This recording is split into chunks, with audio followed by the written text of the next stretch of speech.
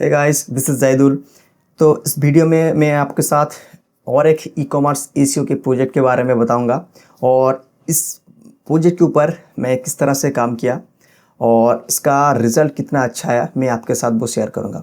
तो इसी तरह और एक एसईओ प्रोजेक्ट के ऊपर मैंने काम किया था, वो भी ई कॉमर्स साइट के लिए। ऑलरेडी मैं अपने यूट्यूब चैनल में पब्लिश कर चुका हूँ, आप वो वीडियो ज़रूर देखना क्योंकि स्ट्रैटेजी ऑलमोस्ट सेम रहता है लेकिन थोड़ी बहुत चेंजेस होती है वो नीश के हिसाब से, क्योंकि कंप्यूटर जब डिफरेंट टाइप्स ऑफ स्ट्रैटेजी को फॉलो करने तो उस तरह से हम आपको स्ट्रैटेजी को भी चेंज करना पड़ेगा। तो अभी स्क्रीन में आप देख सकते हो कि इस साइट ने अभी जो रेवेन्यू जनरेट किया है ना वो 71,000 इस महीने में, ठीक है, सॉरी लास्ट महीने में। अच्छा, तो मैं इसको एक बार रिफ्रेश करके आपको दिखा देता हूँ। अच्छा, यहाँ पर देख सकते हो कि इसका यूज़र अभी लास्ट मंथ में आया कि 2.9 के लास्ट 30 डेज़ में, और अभी इसका 4 ट्रैफिक अवेलेबल है जो कि अभी साइट में ऑलरेडी बिलोंग्स करता है। उनमें से एक इंडिया से हो सकता है कि मेरे साइट को भी देख रहा हूँ। अच्छा, तो यहाँ पर आप नीचे आओगे तो यहाँ पर देखो कि लास्ट 30 डेज़ में इसका रेवेन्यू जनरेट हुआ है 71 के, राइट। और इसका ट्रैफिक सोर्स भी आपको यहाँ पर देखने को मिलेगा कि ऑर्गेनिक सर्च से 606 ट्रैफिक आया, डायरेक्ट ट्रैफिक आया 406, ठीक है। तो इस तरह से इसका ट्रैफिक यहाँ पे मिल रहा है। अच्छा, तो मैं एक चीज़ आपको बता दूँ कि ये जो डायरेक्ट ट्रैफिक है ना, ये डायरेक्ट ट्रैफिक मोस्टली आता है कि हम लोग थोड़ी बहुत उसका मार्केटिंग किए थे, उसका ईमेल मार्केटिंग की, तो इस तरह से डायरेक्ट ट्रैफिक भी इस साइट को अच्छे तरीके से मिल रहे हैं। और सबसे बड़ी चीज़, इस साइट का जो ब्रांड अथॉरिटी है ना, हम लोग ब्रांड के ऊपर बहुत सारे काम किया था, इसलिए इसका जो प्रोडक्ट है ये इसका ब्रांड के हिसाब से गूगल में सर्च हो रहा है। तो इस साइट के लिए हम लोगों ने अराउंड 4 महीने तक काम किया और 4 महीने तक काम करने के बाद ये रिज़ल्ट हम लोगों को मिला। तो अगर आप चाहते हो आप अपने ई कॉमर्स साइट के लिए भी किस तरह से एसईओ करोगे तो आप मेरे स्ट्रैटेजी को फॉलो कर सकते हो। तो स्ट्रैटेजी को फॉलो करेंगे तो आपको रिजल्ट ज़रूर मिलेगा। और मेरे यूट्यूब चैनल में ऑलरेडी ई कॉमर्स रिलेटेड बहुत सारी वीडियो है और काफ़ी वीडियो में मैं ऑलरेडी बता चुका हूँ कि किस तरह से इशू करना है। और एक वीडियो में मैं और एक केस स्टडी भी शेयर किया था, तो इस वीडियो को भी आप ज़रूर देखना क्योंकि ई कॉमर्स एसईओ का जो स्ट्रैटेजी है ऑलमोस्ट सेम रहता है लेकिन थोड़ी बहुत चेंजेस होता है कि निश के हिसाब से। अगर आप एक ऐसे निश के ऊपर काम कर रहे हो उसमें कंपटीटर कुछ डिफरेंट चेंजेस लाया है तो आपको भी उसका फॉलो करना पड़ेगा, तब जाके क्या होगा कि आपका एसईओ का जो आउटपुट होगा ना वो अच्छा होगा। यहाँ पर मैं आपको बताना चाहता हूँ कि एक्चुअली मैं इस साइट के लिए किस तरह से मैंने काम किया था। जब इस साइट को रीच आउट किया था ना, तो रीच आउट करने के बाद क्लाइंट से थोड़ी बहुत मेल में बात हुई और उस टाइम मैंने साइट को बहुत अच्छे तरीके से चेक किया था। तो उसमें जो सबसे बड़ा इशू था ना, वो कीवर्ड को सही तरीके से टारगेट नहीं कर रहा है। तो ई कॉमर्स प्रोजेक्ट में एक सबसे जो इम्पोर्टेंट चीज़ है ना, कीवर्ड को सिलेक्ट करना। ऐसे बहुत सारे एसईओ गाई जो होता है वो जो फोकस कीवर्ड होता है या फिर आप उसको मानी कीवर्ड कह सकते हो, मानी कीवर्ड को हर एक प्रोडक्ट के ऊपर टारगेट करने लगता है और प्रोडक्ट के साथ साथ वो कैटेगरी पेज को भी टारगेट करने लगते हैं। लेकिन अगर आप एक कीवर्ड को लेके और 2-3 कीवर्ड के लेके हंड्रेड्स ऑफ प्रोडक्ट के ऊपर टारगेट करोगे, उसमें होगा कि गूगल का जो बोट है ना वो कन्फ्यूज हो जाएगा कि आप कौन सी प्रोडक्ट के ऊपर रैंक करना चाहते हो, क्योंकि आपका ऑलमोस्ट ऑल प्रोडक्ट के अंदर वो सिमिलर कीवर्ड होगा, राइट। तो इस तरह से अगर आप काम करोगे तो आपको रैंकिंग में बहुत सारी दिक्कत आएगा और आप रैंक करने के बाद भी आप थोड़ी देर के बाद वो आपका रैंक लूज होते रहेंगे। तो ये चीज़ हाँ आप लोगों को बहुत ध्यान रखना पड़ेगा। अच्छा, तो प्रॉब्लम को हम लोग जब आइडेंटिफाई किया तो उसके हिसाब से हम लोग को एक स्ट्रैटेजी क्रिएट करना पड़ा कि कौन सी स्ट्रैटेजी को फॉलो करना पड़ेगा कि कौन कौन कीवर्ड को वो टारगेट कर सकते हैं, उसका कंप्यूटर अभी कौन से कीवर्ड के ऊपर रैंक कर रहे हैं, ठीक है। उसके हिसाब से साइलो स्ट्रक्चर वगैरह वो सारी की चीज़ हम लोग को क्रिएट करना पड़ेगा। यहाँ पर जो प्रॉब्लम फेस किया था ना, सबसे पहले जो साइट स्ट्रक्चर था उसका स्ट्रक्चर इस तरह से था कि एक विजिटर वेबसाइट में आए तो वो कंफ्यूज होता है कि तो एक प्रोडक्ट सिलेक्ट करने के बाद अगर उसके मन में कुछ इसका वेरिएशन प्रोडक्ट आए कि वो चाहते कि सेम प्रोडक्ट हो लेकिन डिफरेंट कलर या फिर कोई मटेरियल्स का डिफरेंट हो, तो वो वहाँ से नहीं कर सकते थे, राइट। तो इस तरह से उसमें होगा कि उसका जो विजिटर है ना वो उतना कन्विंस नहीं हो रहा। ये एक बहुत ही इंपॉर्टेंट फैक्टर है। तो मैंने क्या किया कि उस साइट के ऊपर एक अच्छे तरीके से उसको आउटलाइन क्रिएट किया, उसका स्ट्रक्चर एकदम डिफरेंट लाया, ताकि जो विजिटर आए उसको यूज़ बहुत इजी हो जाए, वो प्रोडक्ट को इजीली या से सिलेक्ट करो या फिर कोई और दूसरा प्रोडक्ट को वो अपने हिसाब से सिलेक्ट कर सकता था, राइट। अच्छा, उसके बाद आएगा प्रॉब्लम नंबर 2, ये हाई कंपटीशन। वो जो कीवर्ड के ऊपर काम कर रहे हैं ना, वो कीवर्ड तो बहुत ही लो कॉम्पिटिटिव था, लेकिन वो सही तरीके से टारगेट नहीं कर रहा है। वो लॉन्ग टेल कीवर्ड को टारगेट नहीं कर रहा है, वो टारगेट कर रहा था एक शॉर्ट कीवर्ड के ऊपर, लेकिन उस शॉर्ट कीवर्ड के ऊपर बहुत हाई ऑथोरिटी साइट रैंक कर रहा था, राइट। इसीलिए वो रैंक नहीं कर रहा है। तो हम लोगों को क्या करना पड़ेगा, उस शॉर्ट कीवर्ड को लेके बहुत अच्छे लॉन्ग टेल कीवर्ड को फाइंड करना पड़ा। उसको फाइंड करने के बाद टोटल स्ट्रक्चर क्रिएट करना पड़ेगा, राइट। कीवर्ड को लेके हम लोग को कहाँ पर टारगेट करना पड़ेगा, वो उसका स्ट्रेटजी वहाँ पर क्रिएट करना पड़ेगा, राइट। अच्छा, उसके बाद हम लोग ने और एक चीज़ देखा कि ईसीओ में बहुत सारे एरर है, जैसे कि यूआरएल का स्ट्रक्चर बहुत अच्छे से नहीं है।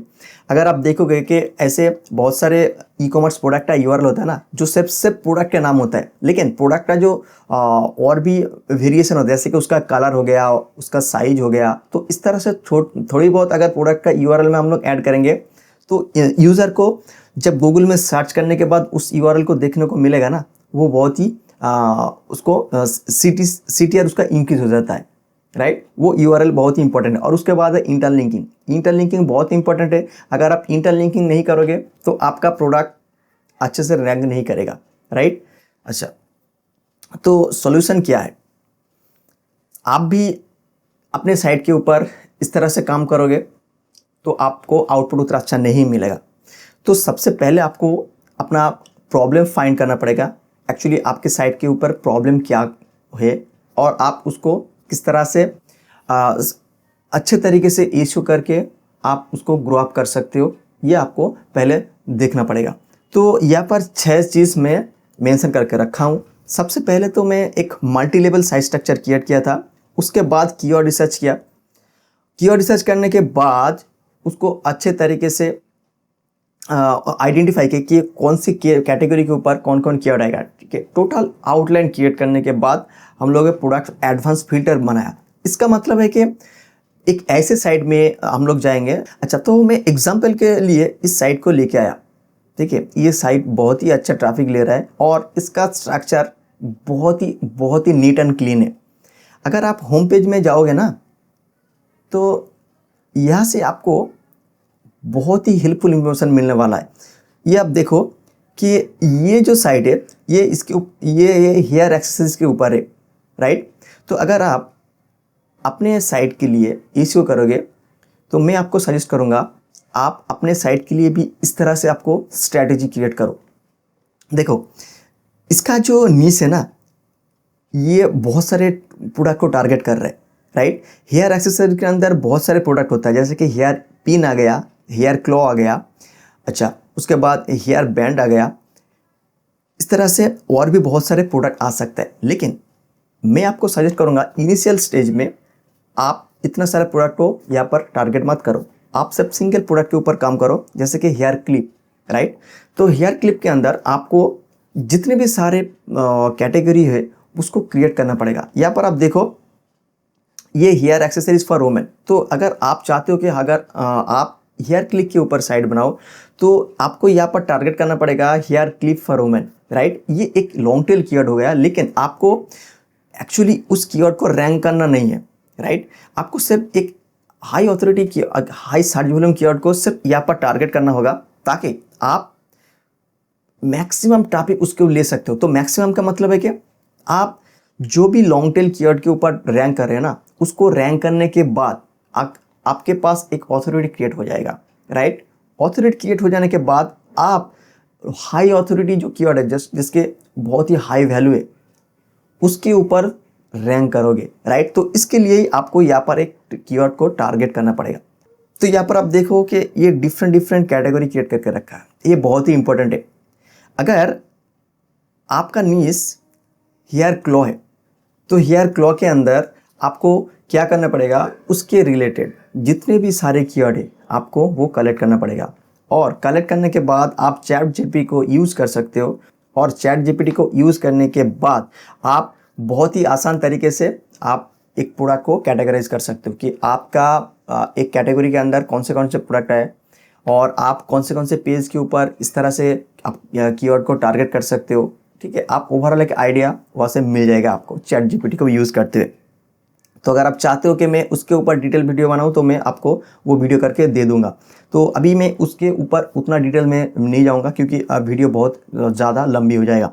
अच्छा, तो मैं आपको यहाँ पर बताता हूँ कि और जो चीज़ आपको ध्यान रखना पड़ेगा, तो इस तरह से आपको और एक कैटेगरी क्रिएट करना पड़ेगा, जैसे कि long hair, short hair, fine hair. ठीक है, तो यहाँ पर एक कीवर्ड हो सकता है कि hair claw clip for long hair, hair claw clip for short hair, और hair claw for fine hair.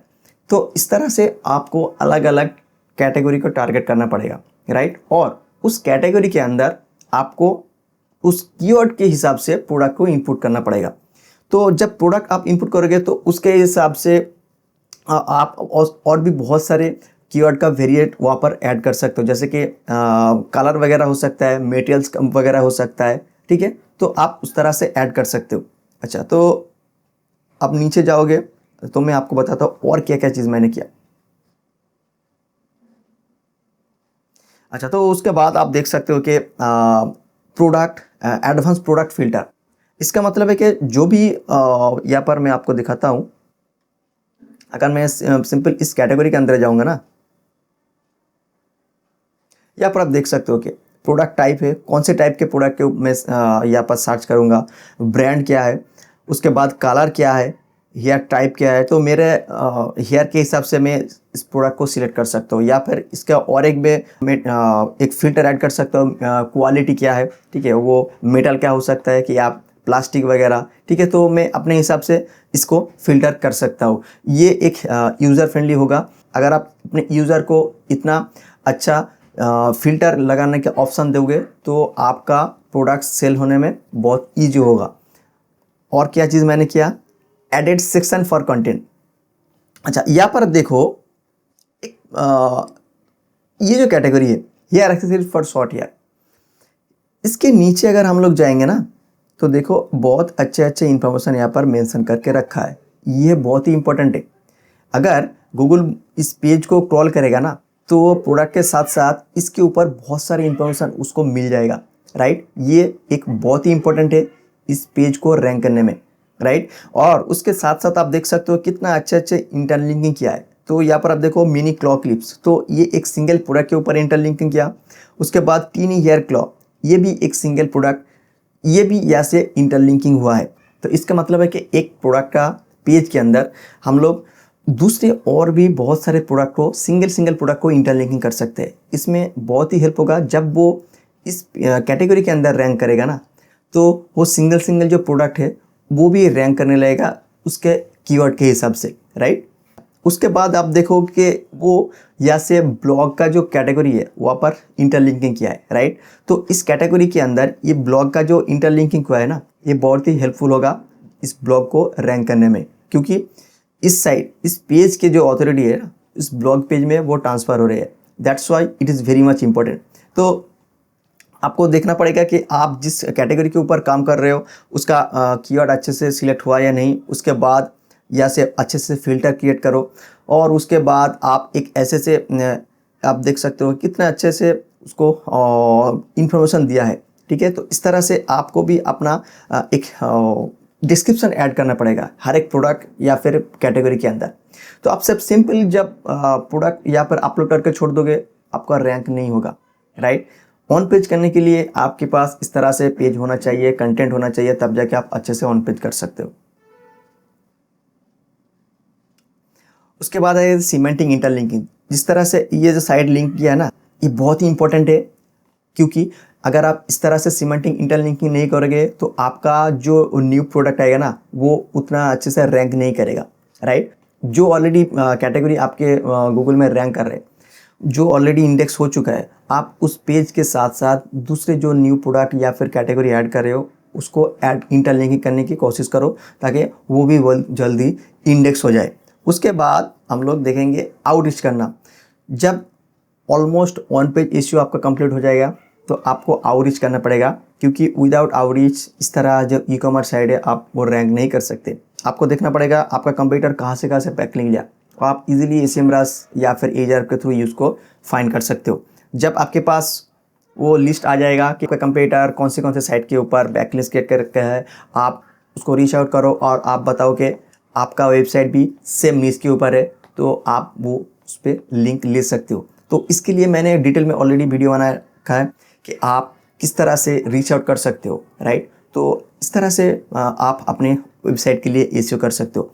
तो मैं इसके ऊपर डिटेल में उतना इंफॉर्मेशन नहीं दिया जैसे कि और भी बहुत सारे वीडियो में दिया था। ये सिर्फ एक केस स्टडी है जिसके ऊपर मैंने काम किया और इतना अच्छा से रिजल्ट मिला। तो अगर आप चाहते हो कि आप अपने साइट के लिए काम करो तो आप इजीली इस स्ट्रैटेजी को फॉलो कर सकते हो। और एसईओ करने के टाइम कोई प्रॉब्लम फेस करे तो मुझे ज़रूर बताना, मैं आपको पूरा हेल्प करूँगा।